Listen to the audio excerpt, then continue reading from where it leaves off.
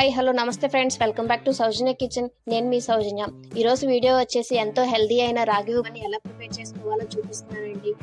ఈ రాగి ఉప్మాని డైలీ బ్రేక్ఫాస్ట్లో కనుక తీసుకుంటే షుగర్ కంట్రోల్ అవుతుంది, అలాగే వెయిట్ కూడా పెరగకుండా ఉంటారు. ఐరన్ తక్కువ ఉన్న వాళ్ళకి ఈ ఉప్మా చాలా బాగా పనిచేస్తుంది. కాబట్టి ఈ ఉప్మాని ఎలా ప్రిపేర్ చేసుకోవాలో తెలియాలంటే వీడియోని ఎండ్ వరకు చూసేయండి. ఇప్పుడు ఒక బౌల్లోకి 1 కప్పు రాగి పిండిని వేసుకోండి. ఇప్పుడు 1/2 టేబుల్ స్పూన్ సాల్ట్ వేసుకుని కలుపుకోండి.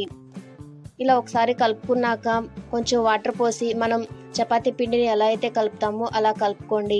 రాగి పిండి కలపటానికి ఎక్కువ వాటర్ పట్టవండి, కాబట్టి చూసుకొని కలుపుకోండి. ఇలా కలుపుకున్న రాగి పిండిని ఒక 5 నిమిషాలు రెస్ట్ ఇవ్వండి. ఇప్పుడు ఒక ప్లేట్లోకి కొంచెం నెయ్యిని అప్లై చేసుకోండి. ఇలా నెయ్యి రాయటం వల్ల మనం రాగి పిండిని ఆవిరి మీద ఉడికించినప్పుడు ప్లేట్కి అతుక్కుపోకుండా ఉంటుంది. ఇప్పుడు మనం ముందుగా కలిపి పెట్టుకున్న రాగి పిండి మిశ్రమాన్ని వేసి పల్చగా స్ప్రెడ్ చేసుకోండి. ఇప్పుడు రాగి పిండిని ఉడికించుకోవటానికి స్టవ్ ఆన్ చేసి ఇలాంటి గిన్నె పెట్టేసుకుని కొంచెం వాటర్ పోసి స్టాండ్ పెట్టుకోండి. ఇప్పుడు మనం ముందుగా రెడీ చేసి పెట్టుకున్న ప్లేట్ని పెట్టేసి ఒక 10 నిమిషాలు ఆవిరి మీద చక్కగా ఉడికించుకోండి. మంటను మీడియం ఫ్లేమ్లో పెట్టే ఉడికించుకోండి. రాగి పిండి ఉడకటానికి ఎక్కువ టైం పట్టదండి. ఇలా ఒక 10 నిమిషాల తర్వాత మూత తీసి చూస్తే రాగిపిండి చక్కగా ఉడికిపోతుంది. ఇలా ఉడికిన రాగిపిండిని చల్లారిన తర్వాత చిన్న చిన్న ముక్కలుగా కట్ చేసుకోండి. ఇప్పుడు ఒక చిన్న అల్లం ముక్క, 2 పచ్చిమిర్చి, 1 ఉల్లిపాయ, 1 టమాటాని ఇలా సన్నగా కట్ చేసుకోండి. ఇప్పుడు ఉప్మా కోసం స్టవ్ ఆన్ చేసి ప్యాన్ పెట్టుకుని 2 టేబుల్ స్పూన్ల ఆయిల్ వేసి హీట్ చేసుకోండి. ఆయిల్ హీట్ అయ్యాక 2 టేబుల్ స్పూన్ల పోపు దినుసులు వేసి ఫ్రై చేసుకోండి.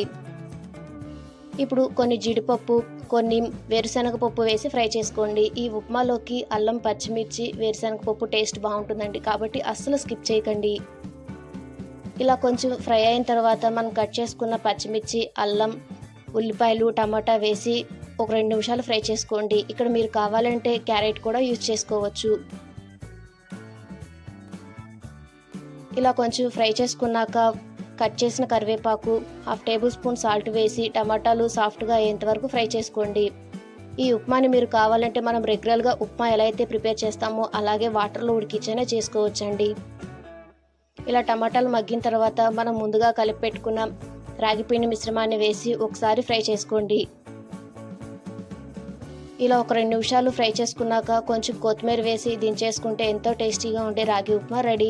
మీరు కనుక మనం ఉప్మాలా చేసుకోవాలంటే కనుక 1 గ్లాసు రాగి పిండికి 1/2 గ్లాసు బొంబాయి రవ్వ తీసుకుని ఒకసారి ఫ్రై చేసుకుని అప్పుడు వాటర్లో ఉడికించుకోండి. ఇంతేనండి, ఇందులోకి ఏ కాంబినేషన్ అవసరం లేదండి. చాలా అంటే చాలా హెల్దీ, అలాగే టేస్ట్ కూడా చాలా బాగుంటుంది.